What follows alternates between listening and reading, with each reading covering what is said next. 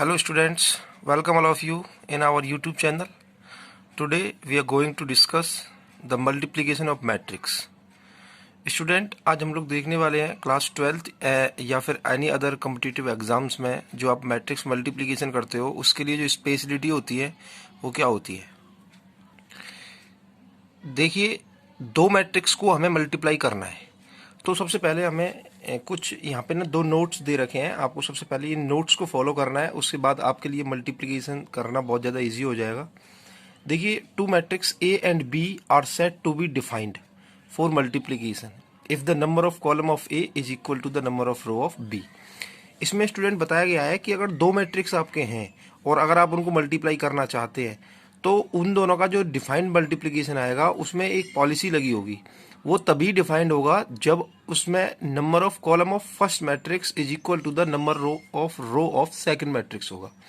मतलब जब दो मैट्रिक्स का मल्टीप्लाई आप कर रहे हो तो उनका मल्टीप्लाई तभी होगा जब पहले मैट्रिक्स के जो नंबर ऑफ कॉलम है वो बराबर होनी चाहिए दूसरे मैट्रिक्स की नंबर ऑफ रो की। जी हाँ, पहले मैट्रिक्स की कॉलम और दूसरे मैट्रिक्स के रो अगर इक्वल होंगे तो आप उसका मल्टीप्लाई कर पाओगे। देखिए, एग्जांपल के माध्यम से आपको समझाया गया है।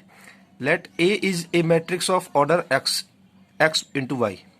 ये एक्स बाई वाई का कोई ए मैट्रिक्स है और ये एम बाई एन का कोई बी मैट्रिक्स है। तो इन दोनों का ए बी, ए का मल्टीप्लाई बी से यानी ए बी तभी पॉसिबल होगा जब पहले मैट्रिक्स के ऑर्डर का कॉलम यानी वाई इक्वल होना चाहिए दूसरे मैट्रिक्स के रो के यानी एम के। y इजकल टू एम होगा तो आप ए बी कर पाओगे, अदरवाइज आप ए बी नहीं कर सकते। तो देखिए स्टूडेंट, ये बहुत ज्यादा इंपॉर्टेंट नोट था।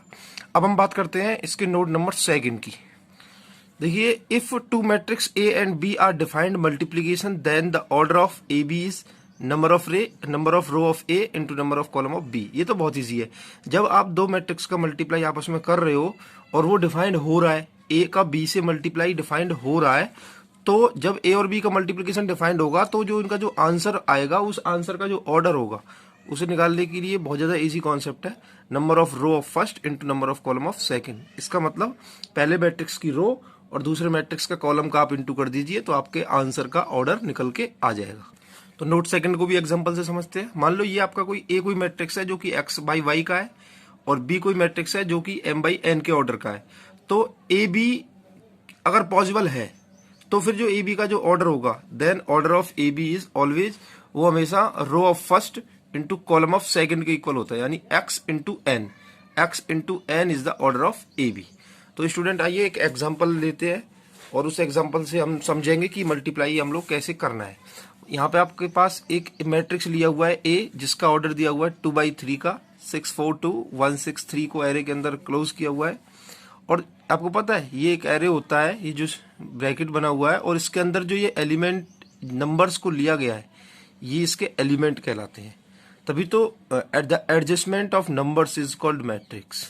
ये आपका बी है जो कि 3/4 के ऑर्डर का है, जिसमें 6321 2056 1834 को नंबर्स को अरेंज किया गया है। तो स्टूडेंट हमें यहाँ पे फाइंड करना है ए बी।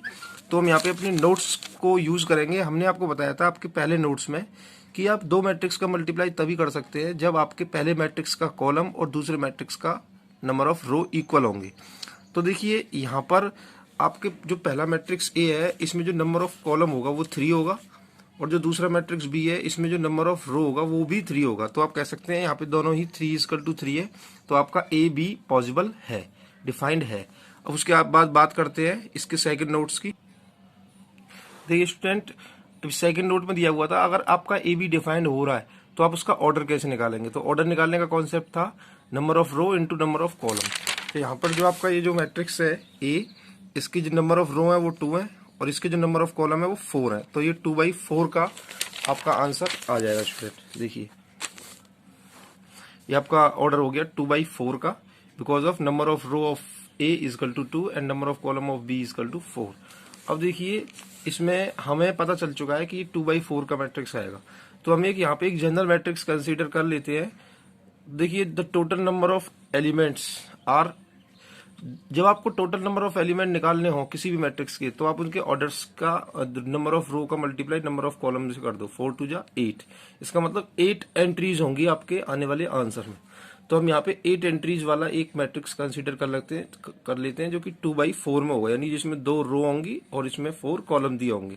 तो ये A11, A12, A13, A14, ये A21, A22, A23, A24, इस तरीके से आपका एक मैट्रिक्स हमने कंसीडर कर लिया है। तो देखिए स्टूडेंट, ये आपका पहला ए मैट्रिक्स था, ये आपका बी है। हमको पता है कि हमारा जो रिजल्ट है उसमें हमें सबसे पहले A11 फाइंड करना है। A11 का मतलब है फर्स्ट मैट्रिक्स की फर्स्ट रो और सेकंड मैट्रिक्स का फर्स्ट कॉलम। तो हम यहाँ लेते हैं फर्स्ट मैट्रिक्स की फर्स्ट रो और सेकंड मैट्रिक्स का फर्स्ट कॉलम, तो हमारा A11 आएगा। जब हम A12 निकालेंगे तो फर्स्ट मैट्रिक्स की फर्स्ट रो और सेकंड मैट्रिक्स का सेकंड कॉलम। 13 निकालेंगे तो फर्स्ट मैट्रिक्स की फर्स्ट रो एंड उसके बाद थर्ड कॉलम और उसके बाद फोर्थ कॉलम। देन हम जब 2 1 फाइंड करेंगे तो हमें सेकंड रो और फर्स्ट कॉलम लेना पड़ेगा, तो आपका 2 1 आ जाएगा। ये आपका 2 2 यानी सेकंड रो सेकंड कॉलम, ये आपका सेकंड रो थर्ड कॉलम और ये आपका सेकंड रो फोर्थ कॉलम। तो स्टूडेंट देखिए, फर्स्ट रो फर्स्ट कॉलम को हम लेते हैं तो हमें 6 का मल्टीप्लाई करना पड़ेगा 6 से, तो आपका 36 आएगा। उसके बाद सेकंड एलिमेंट का इंटू जब हम सेकंड एलिमेंट से करेंगे तो ये 4 2 8 आ जाएगा। एलिमेंट्स को ज्वाइन करने के लिए आप एडिशन साइन का यूज करेंगे और फिर आप 2 का इंटू 1 से करोगे तो 2 1 2 आ जाएगा।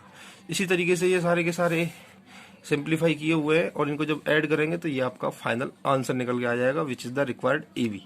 स्टूडेंट ये ध्यान रखिए, हमने यहाँ पे A और B को पॉसिबल किया है। जरूरी नहीं है कि AB का आंसर जो पॉसिबल हुआ है वो BA के लिए भी पॉसिबल हो जाए। ये आपका कभी पॉसिबल नहीं हो सकता, क्योंकि उसके लिए हमें ऑर्डर को देखना होता है। BA के लिए हमें उसके ऑर्डर को देखना होता है। तो इसलिए आई होप ये आपकी समझ में आया होगा और इसे 2-3 बार आप प्रैक्टिस करिए तो उससे आपकी समझ में अच्छे से क्लियर होगा। Thank you student.